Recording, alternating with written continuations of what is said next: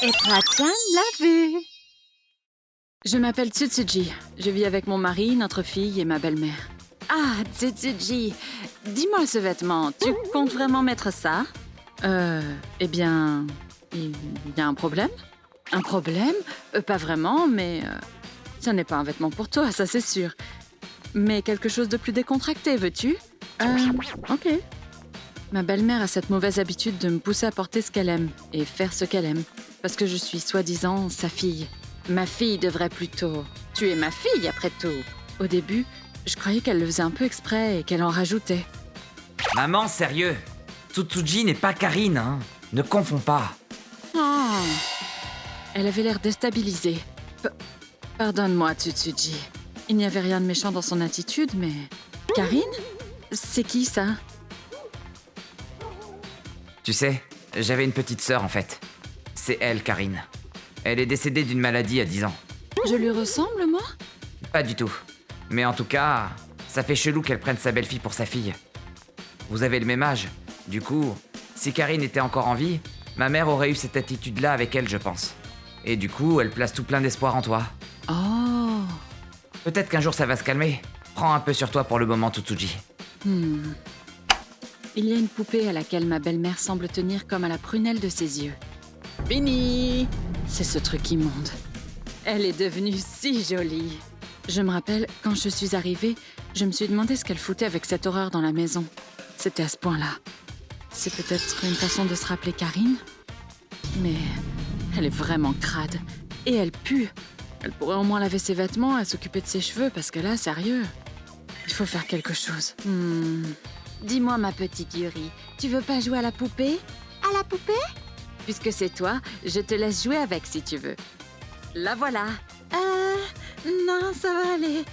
Elle est crado, elle me fait peur.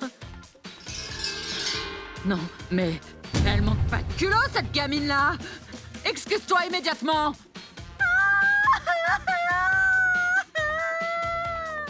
Belle-mère, excuse-toi.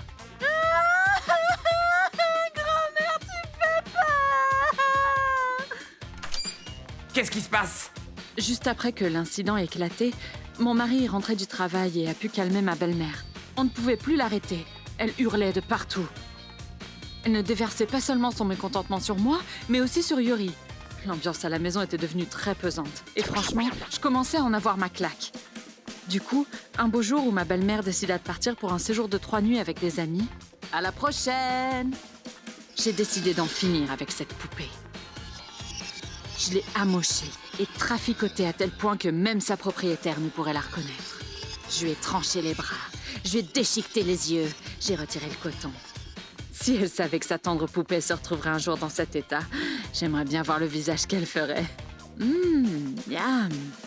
3 jours plus tard. Non!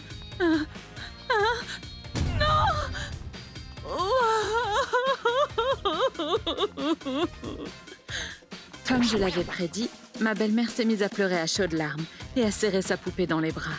Et ça m'a fait tellement plaisir. Ça change tout, hein, mamie? Pour une poupée aussi sale, c'était la seule solution.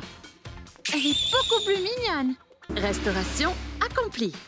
En réalité, l'un de mes passe-temps, c'est le tricotage de poupées.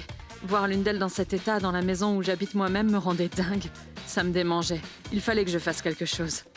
Et dire que c'est censé ressembler à ça. D'abord, j'ai cherché sur Internet le fabricant et ce à quoi ressemblait le modèle original. Puis, j'ai commencé les réparations. Pour les finitions, j'ai demandé à mon mari un album photo. Voilà Karine. J'ai trouvé une robe qui revenait fréquemment sur ces photos.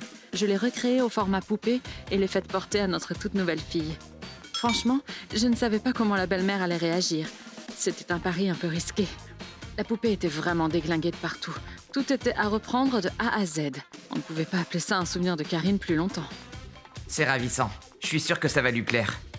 Quand bien même seule maman et moi avons des souvenirs de Karine, le fait que tu comprennes qui est Karine en si peu de temps et que tu retransmettes son âme dans cette poupée, je trouve ça étonnant. Je suis heureux. Je suis certain que ma mère ressentira la même chose. Karine, merci.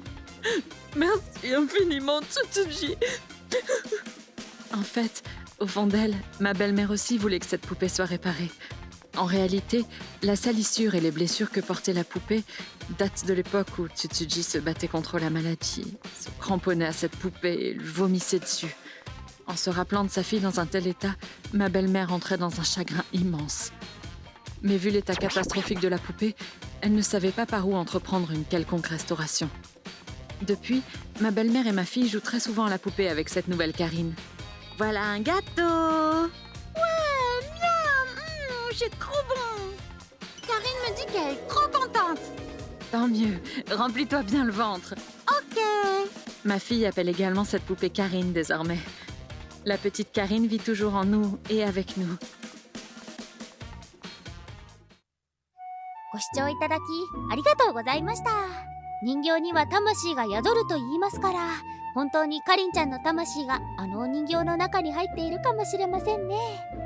そうしたらみんな一緒に過ごせてハッピーな感じですね。人形に限らず物をずっと大事にできるって素晴らしいことだなと思います。皆さんはどう感じましたか？コメント欄に書いていただけると嬉しいです。また少しでもいい話だなと思った方、チャンネル登録と高評価をお願いいたします。